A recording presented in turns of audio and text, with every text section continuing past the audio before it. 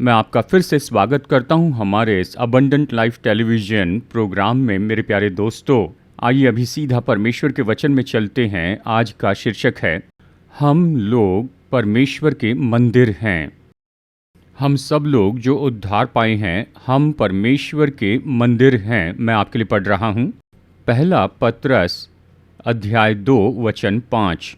तुम भी आप जीवित पत्थरों के समान आत्मिक घर बनते जाते हो, जिससे याजकों का पवित्र समाज बनकर ऐसे आत्मिक बलिदान चढ़ाओ जो यीशु के द्वारा परमेश्वर को ग्राह्य हैं। ये यहाँ हमसे इस तरह से कहता है कि हम आत्मिक बलिदान चढ़ाते चले जाएं कि हम परमेश्वर के लिए आत्मिक मंदिर बन जाएं। जितना ज़्यादा हम आत्मिक बलिदान चढ़ाते जाएंगे तो हम परमेश्वर के सच्चे मंदिर हो जाएंगे। इस शब्द की ओर गौर कीजिए। मसीह में पुराने नियम में इस्राएली लोग बहुत से बलिदान चढ़ाते थे। उसके द्वारा परमेश्वर ने उन्हें स्वीकार किया और आशीष दी।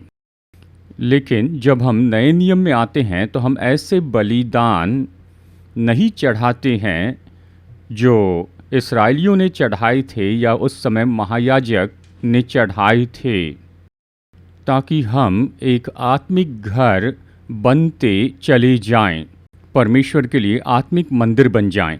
अब पुराने नियम के कोई बलिदान नहीं रहे। तो हमें इस बात को समझना चाहिए, जब पतरस ने कहा मसीह में नए नियम में निश्चय ही ऐसे कुछ अद्भुत आत्मिक बलिदान हैं जिन्हें हमें अपने मसीह जीवन में चढ़ाते जाना है। जितना ज़्यादा हम ये आत्मिक बलिदान चढ़ाते चले जाएंगे मेरे प्यारे दोस्तों, तब हम परमेश्वर के आत्मिक भवन या मंदिर बन जाते हैं। और इससे महान और कोई आशीष नहीं है। हम सब जानते हैं, हमारी कलीसिया ये तो परमेश्वर के शारीरिक भवन हैं। ये सच है। हम हर रविवार आराधना के लिए वहाँ पर जाते हैं। हम वहाँ परमेश्वर की उपस्थिति पाते हैं। लेकिन जब हम नए नियम में आते हैं मसीह में, तो परमेश्वर बनाते हैं हमारे जीवन को, हमारे शरीर को, हमारे हृदय को आत्मिक घर बनाते हैं, आत्मिक मंदिर बनाते हैं। ये बहुत ही महत्वपूर्ण है और बहुत से लोग इसे चूक रहे हैं। वो नहीं जानते कैसे अपने जीवन को बनाएं परमेश्वर का ऐसा आत्मिक मंदिर, और साथ ही वो ये नहीं जानते कि उन्हें किस तरह के आत्मिक बलिदान चढ़ाते चले जाना है। और आज मैं परमेश्वर के वचन में से आपको बहुत ही गहराई से बताऊंगा। ये 2 भागों का संदेश है। आज आप पहले भाग को सुनेंगे और अगले हफ्ते आप इस संदेश का बाकी भाग देखेंगे। चलिए मैं आपको बताऊं कि मसीह जीवन में क्या होता है। ये तो पुराने नियम में भी हुआ था और ये नए नियम में भी हुआ था। नए नियम में बार बार विश्वासियों को चेतावनी दी गई कि इसके बजाय कि वो लोग परमेश्वर के आत्मिक भवन बन जाएं, वो तो अपने जीवन को भर रहे हैं, अपने हृदय को बहुत सी नकारात्मक बातों से, जो सच में हमारे जीवन को परमेश्वर के सच्चे मंदिर होने से रोक देते हैं। मैं इनमें से आपको कुछ बताता हूँ। यदि ये हमारे जीवन में हैं, हमारे हृदय में, हमारे मन में, तो हम कभी भी परमेश्वर के आत्मिक मंदिर नहीं बन सकते हैं। नंबर 1, बहुत से मसीह लोगों का जीवन सांसारिकता से भरा हुआ है। मतलब जो चीज़ें संसार में हैं, संसार में ऐसी चीज़ें हैं जो परमेश्वर के वचन के विरुद्ध में हैं, और जितना ज़्यादा वो होते जाएंगी तो हमारा जीवन कभी आत्मिक भवन नहीं बन सकता है। एक और बात पर गौर कीजिए, वो है शारीरिकता, शरीर की अभिलाषा, आँखों की अभिलाषा और जीविका का घमंड। इस संसार में बहुत ज़्यादा पाप हो रहा है। जब हम अपने जीवन को उन पापों से भर देते हैं, वो हमारे जीवन में रुकावट डालते हैं और हमें परमेश्वर के सच्चे भवन होने नहीं देते हैं। किसी भी तरह का पाप, व्यभिचार, शराब पीना, भ्रष्टता, धोखा, अन्याय, ये सब तो संसार के पाप हैं। और इन दिनों में लोग तो शादी किए बिना ही एक साथ रहते हैं। ये शारीरिकता है।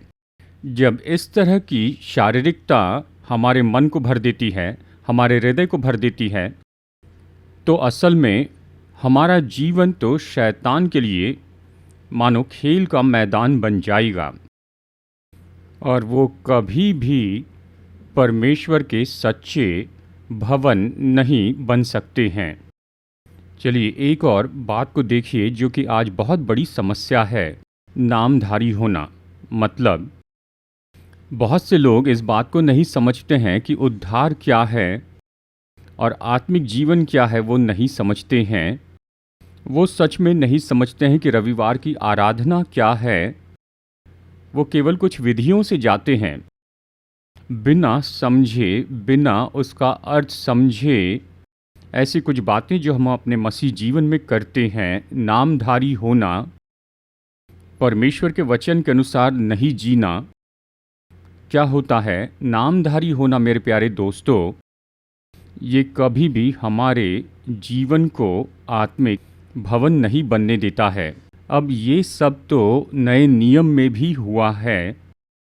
पौलुस कुरिन्थियों को लिखते हुए इन अद्भुत वचनों में उनसे कहता है, पहला कुरिन्थियों अध्याय 3 वचन 1, हे भाइयों, मैं तुमसे इस रीति से बातें न कर सका जैसे आत्मिक लोगों से, परंतु जैसे शारीरिक लोगों से और उनसे जो मसीह में बालक हैं। ये बताने का बहुत ही स्पष्ट तरीका है।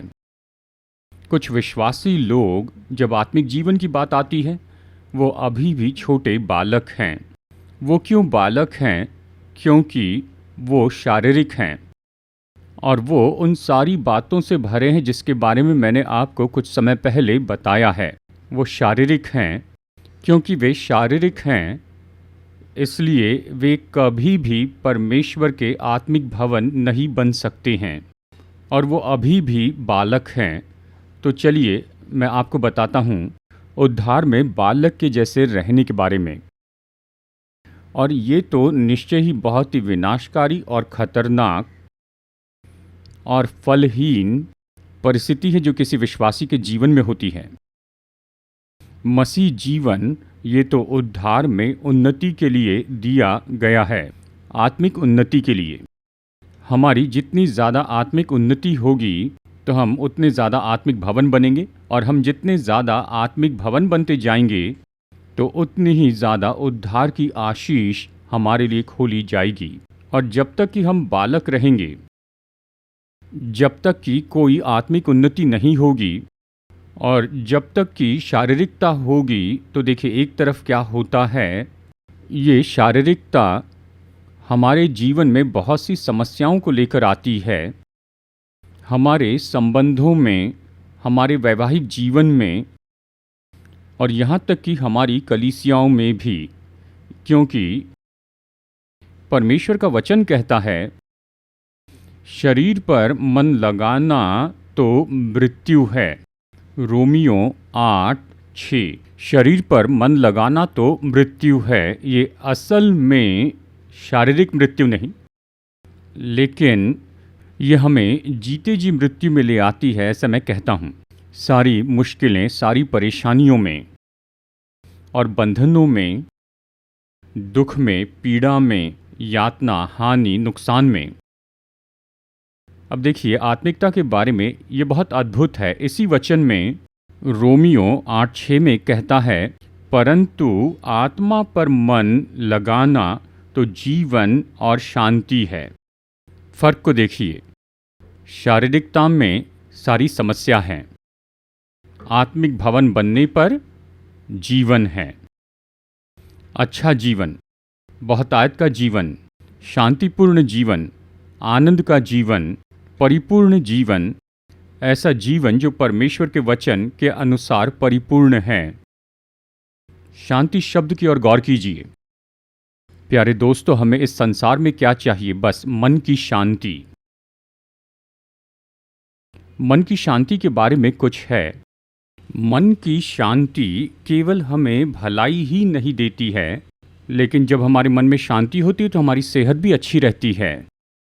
अगर हमारे मन में हर तरह की गलत बात भरी हुई होती है, चिंताएं, परवाह या डर या निराशा और हार, ये साइकोसोमैटिक होता है, जैसे हम इसे कहते हैं। दिमाग का दबाव शरीर पर असर डालता है, और जब ये शरीर पर प्रभाव डालता है तो शरीर को बहुत सी समस्याओं से होकर जाना पड़ता है। शांति न होने से हमारी सेहत बिगड़ती है। उद्धार की सुंदरता देखिए। उद्धार ही क्यों, शारीरिकता मत रखिए, ये तो केवल विनाश है, ये तो सड़ाहट और समस्याएं हैं। अपने आप को इस बहुत ही उत्तम आत्मिकता में लेकर आइए और आत्मिकता में बढ़ते चले जाएं। जितना ज़्यादा हम आत्मिकता में बढ़ते चले जाएंगे, उतना ज़्यादा हम परमेश्वर के लिए आत्मिक भवन बनते चले जाएंगे। दोस्तों, आइए आज अपने जीवन को जांच ले। हमारे मन में क्या भरा है, हमारे हृदय में क्या भरा है, हमारे जीवन में क्या भरा है, हमारे घरों में क्या भरा है। क्या ये शारीरिकता है या फिर ये आत्मिकता है? मैंने आपको बताया है, अगर आत्मिकता भरी है तो चलिए एक तरह से मैं आपको बता दूं मेरे दोस्तों, जब हम परमेश्वर के सच्चे आत्मिक भवन बन जाते हैं तो इससे हमारा जीवन, हमारा घर, हमारा वैवाहिक जीवन और हमारे संबंध तो सच में परमेश्वर के राज्य बन जाते हैं। ये बहुत ही अद्भुत आशीष है। ऐसा जीवन जो संपन्न होता है, ऐसा जीवन जिसमें हम आनंद उठाते हैं, और ऐसा जीवन जो इस संसार में जीने के योग्य है।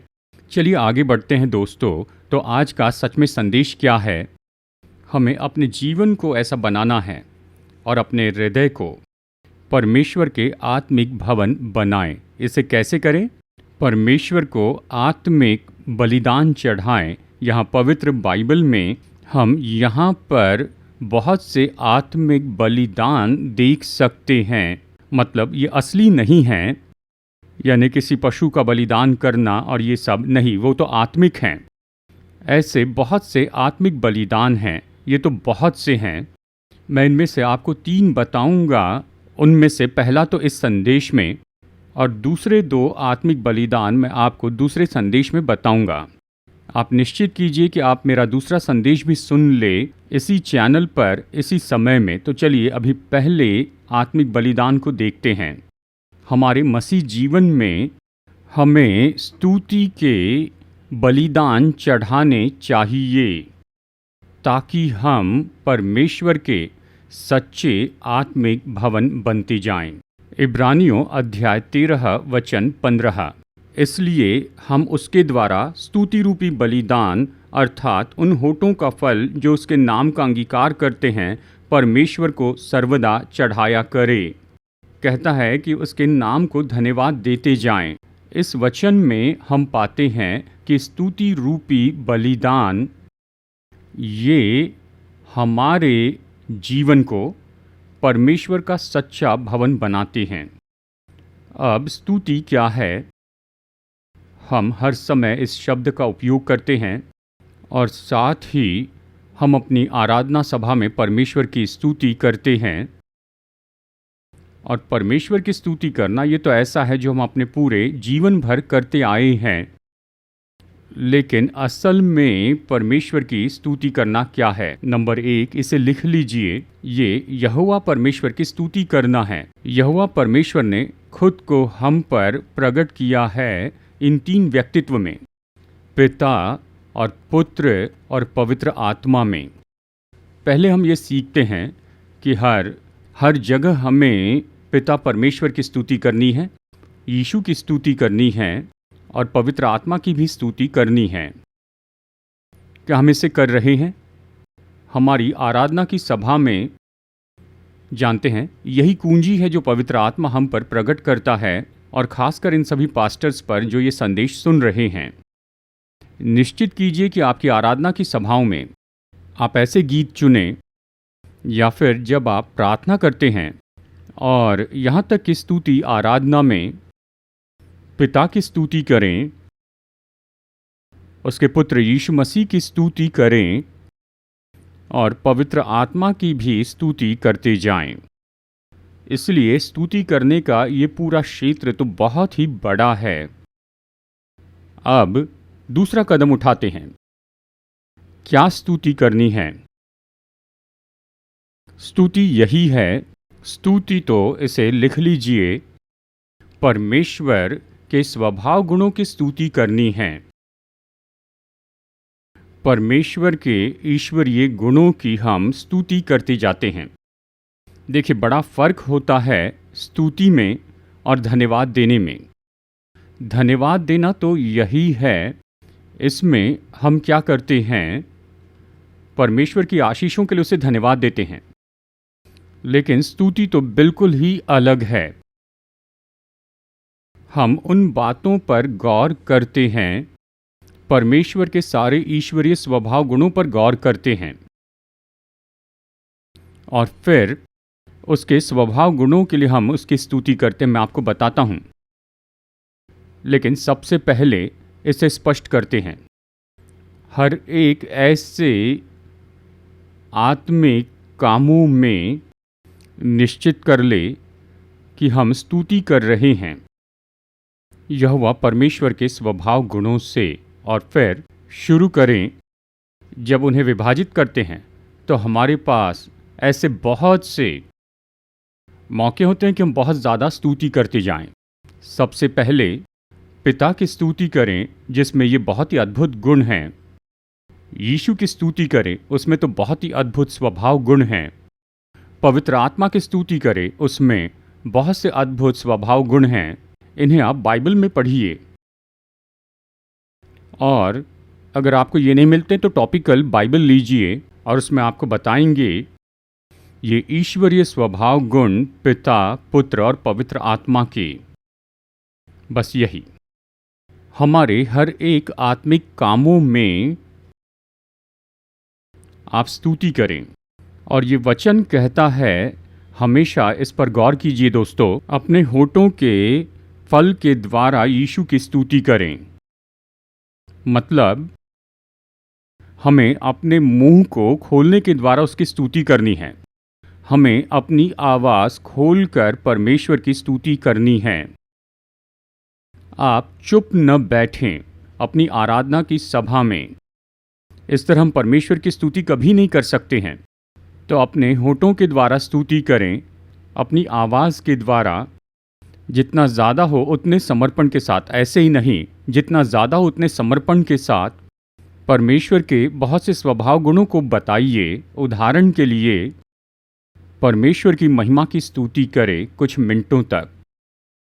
कुछ मिनटों तक परमेश्वर की पवित्रता की स्तुति करें। कुछ मिनटों के लिए परमेश्वर की बुद्धि की स्तुति करें। कुछ मिनटों के लिए परमेश्वर की सामर्थ की स्तुति करें। कुछ मिनटों के लिए परमेश्वर के अनुग्रह की स्तुति करें। कुछ मिनटों के लिए परमेश्वर की क्षमा के लिए स्तुति करते जाएं। कुछ मिनटों के लिए परमेश्वर की महानता की स्तुति करते जाएं। ये बहुत से तरीके हैं। तो असल में हम अपने होठों से स्तुति करते हैं उन अलग अलग स्वभाव गुणों के जो पिता के और पुत्र के और पवित्र आत्मा के हैं। आइए परमेश्वर के वचन में से सीखते हैं कि हम इसे व्यवहारिक रूप में कैसे कर सकते हैं। नंबर 1, हमारी सभी व्यक्तिगत प्रार्थनाओं में हर दिन हमारी व्यक्तिगत प्रार्थना होनी चाहिए। सुबह के समय और शाम के समय, मतलब व्यक्तिगत रीति से हमें प्रार्थना करनी चाहिए। और हर समय जब हम प्रार्थना करना शुरू करते हैं, आप कम से कम 5 मिनट परमेश्वर की स्तुति करें।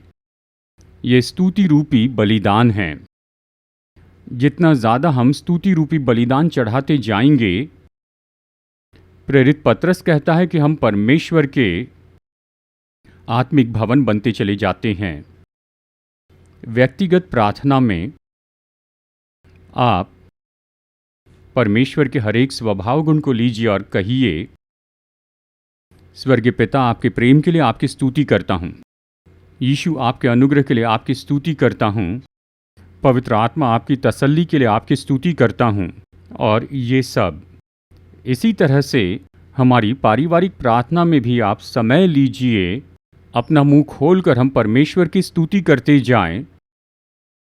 हम सुंदर हिम गाकर परमेश्वर की स्तुति कर सकते हैं, या भजन संहिता से पढ़ सकते हैं, या खास करके हमारे होठों के द्वारा, हमारी आवाज़ के द्वारा हमारे त्रिएक परमेश्वर की स्तुति करते जाए। फिर हमारे चर्च में, आराधना की सभा में ये केवल बोलने वाले शब्द न हो, इसमें निश्चय उत्साह होना चाहिए। मैं ये नहीं कह रहा उत्साह मतलब कूदते चले जाएं, चीखना, चिल्लाना, लौटते जाना, वो सारी बातें नहीं। हमें बहुत ही सभ्यता से रहना है। परमेश्वर की आराधना के समय आदर होना चाहिए। हमारी आराधना की सभा में, हर स्तुति आराधना में, चर्च में, हर जगह पर अपने होठों को खोलिए और प्रभु की स्तुति करें। और फिर मनन करने के द्वारा हम परमेश्वर के अलग अलग स्वभाव गुणों पर मनन करते जाते हैं, और तब भी अपने मुंह को खोलकर उसकी स्तुति करें। दोस्तों, आप इसे लिख लीजिए। जितना ज़्यादा हम स्तुति के बलिदान चढ़ाते चले जाएंगे, उतना ज़्यादा यहोवा परमेश्वर हमारे जीवन को अपनी उपस्थिति से भर देंगे। और जितना ज़्यादा हम परमेश्वर की उपस्थिति से भर जाएंगे, तभी हम आत्मिक भवन बनते जाएंगे। चलिए मैं ये एक वचन पढ़ता हूँ, 2 कुरिन्थियों अध्याय 6 वचन 16। क्योंकि हम तो जीवित परमेश्वर के मंदिर हैं, जैसा परमेश्वर ने कहा है, मैं उनमें बसूंगा और उनमें चला फिरा करूंगा। मैं उनका परमेश्वर हूँगा और वे मेरे लोग होंगे। कितना अद्भुत वचन है। जब हमारा जीवन और हमारा हृदय सच में परमेश्वर का असली आत्मिक भवन बन जाते हैं, तो यही आशीष है। परमेश्वर कहते हैं, मैं उनमें वास करूंगा और उनके साथ चला फिरा करूंगा। प्यारे दोस्तों, कितनी बड़ी आशीष है जब ये असली जीवित यहोवा परमेश्वर की उपस्थिति होती है, पिता, पुत्र और पवित्र आत्मा परमेश्वर की। ये हमारे जीवन को भरते हैं, हमारे हृदय और हमारे मन को भरती है। जब वो हम में वास करती है, तो कौन सी आशीष है? परमेश्वर हमारे साथ चलते हैं। हम जहाँ भी जाते हैं, वहाँ पर जीवित यहोवा परमेश्वर हमारे साथ आते हैं। जानते हैं, जब जीवित यहोवा परमेश्वर हम जहाँ भी जाते हैं वहाँ हमारे साथ चलते हैं, मैं आपको अपने व्यक्तिगत अनुभव से बताता हूँ। परमेश्वर आपके लिए बहुत ही सुंदर मार्ग बनाते हैं। रुकावटें हटा दी जाती हैं, मुश्किलें हल की जाती हैं। शैतान की शक्तियाँ जो हमारी हानि करना चाहती हैं, वो कभी हमारे पास नहीं आती हैं। जब हमारे साथ परमेश्वर की जीवित उपस्थिति होती है, तो यहाँ तक कि परीक्षाएं भी हमसे दूर रहती हैं। यही सुंदरता है जीवित परमेश्वर की उपस्थिति हमारे साथ होने की, जिसमें हम स्तुति के बलिदान चढ़ाते जाते हैं और हम अपने शरीर को परमेश्वर के जीवित भवन बनाते हैं। इन संदेशों को सुनते जाए। अगले हफ्ते मैं आपको बताऊंगा ऐसे अगले 2 आत्मिक बलिदान हैं जो हमें चढ़ाने चाहिए कि हम अपने जीवन को सच में परमेश्वर का भवन बना दे। तो आइए प्रार्थना करते हैं। अनुग्रहकारी स्वर्गीय परमेश्वर पिता, हम धन्यवाद देते हैं। हमारे उद्धारकर्ता प्रभु यीशु, हम आपको धन्यवाद देते हैं। पवित्र आत्मा हमें तसल्ली देने वाले, हम आपको धन्यवाद देते हैं। इस समय हम आपकी स्तुति करते हैं, पिता, पुत्र और पवित्र आत्मा की। आप जो है उसके लिए आप में बहुत ही अद्भुत और ईश्वरीय ऐसे महान स्वभाव गुण हैं, और साथ ही प्रभु आप हमारी मदद कीजिए कि हम ऐसे स्वभाव गुण का अनुभव करें और अनुभव के साथ आपकी स्तुति करें। हमारी प्रार्थना में, पारिवारिक प्रार्थनाओं में, चर्च में, स्तुति आराधना में और मनन करने में मदद कीजिए प्रभु कि हम आपकी स्तुति करें, अपने खुले होठों के द्वारा हम कभी ऐसे चुपचाप न रहें। आपकी स्तुति करते समय मदद कीजिए कि हम अपना मुंह खोलकर आपकी स्तुति करें प्रभु। और जितनी ज़्यादा हम आपकी स्तुति करेंगे, जितना ज़्यादा हम स्तुति के बलिदान चढ़ाते चले जाएंगे, तो इस प्रतिज्ञा के लिए धन्यवाद कि आप हमें अपनी उपस्थिति से भर देंगे। आप हमें वास करें और हमारे साथ में चलिए और हमारे जीवन को आप आत्मिक भवन बनाइए और इस संसार में आप हमें बहुतायत से आशीष दीजिए। आपके वचन के लिए धन्यवाद। आपके लोगों को आप आशीष दीजिए। इन प्रोग्राम पर आशीष दीजिए, अपने दास पर आशीष दीजिए, क्योंकि हमारे उद्धारकर्ता और प्रभु यीशु के नाम में प्रार्थना करता हूँ, आमीन। हमारे उद्धारकर्ता और प्रभु यीशु मसीह के नाम में आप सभी लोगों को अभिवादन। दोस्तों, कृपया कर आप इस वीडियो को देखिए जो हमारी सेवकाई के बारे में पूरा विवरण देता है। ये सेवकाई तो स्थापित की गई है हैदराबाद, भारत में, और हम 6 महान सेवकाइयों में जुड़े हैं। नंबर 1, मैं टीवी पर आता हूँ और 5 भाषाओं में वचन का प्रचार करता हूँ। इंग्लिश, हिंदी, तमिल, मलयालम और तेलुगु में। लाखों लाखों लोग इन संदेशों को सुन रहे हैं और वो उद्धार पा रहे हैं और विश्वासी अपने विश्वास में बल पा रहे हैं। और हमारी दूसरी सेवकाई है प्रचार की सेवकाई, जहाँ मैं बहुत सी जगहों पर जाता हूँ, केवल भारत में ही नहीं लेकिन विदेशों में भी। और इस प्रचार की सेवकाई के द्वारा सभी चर्च के विश्वासी परमेश्वर के वचन के द्वारा बल पाते हैं। हमारी तीसरी सेवकाई तो पास्टर्स के लिए कॉन्फ्रेंस हैं। हर साल हम पास्टर्स के लिए 2 कॉन्फ्रेंस करते हैं। लगभग 130 पास्टर्स आते हैं, सभी अलग अलग प्रोटेस्टेंट चर्च से, और 4 दिनों तक हम उन्हें मसीह सेवकाई के अलग अलग दृष्टिकोण के बारे में ट्रेनिंग देते हैं। हम उनकी यात्रा का खर्च चुकाते हैं, रहने खाने की सुविधा देते हैं, हम उन्हें किताब भी देते हैं और साथ ही हम उन्हें नए कपड़े भी प्रदान करते हैं जैसे वो अपने घर लौटते हैं। और चौथी सेवकाई है एमोरी मिशन हॉस्पिटल, जिसके द्वारा हम अद्भुत सेवकाई कर रहे हैं। ऑर्थोपेडिक में, गायनेकोलॉजी और ऑब्स्टेट्रिक्स में बहुत से गरीबों की सेवा करते हैं। हर महीने हजारों गरीब ऐसे मरीज पा रहे हैं बहुत ही उत्तम मेडिकल सहायता इस एमोरी हॉस्पिटल के द्वारा।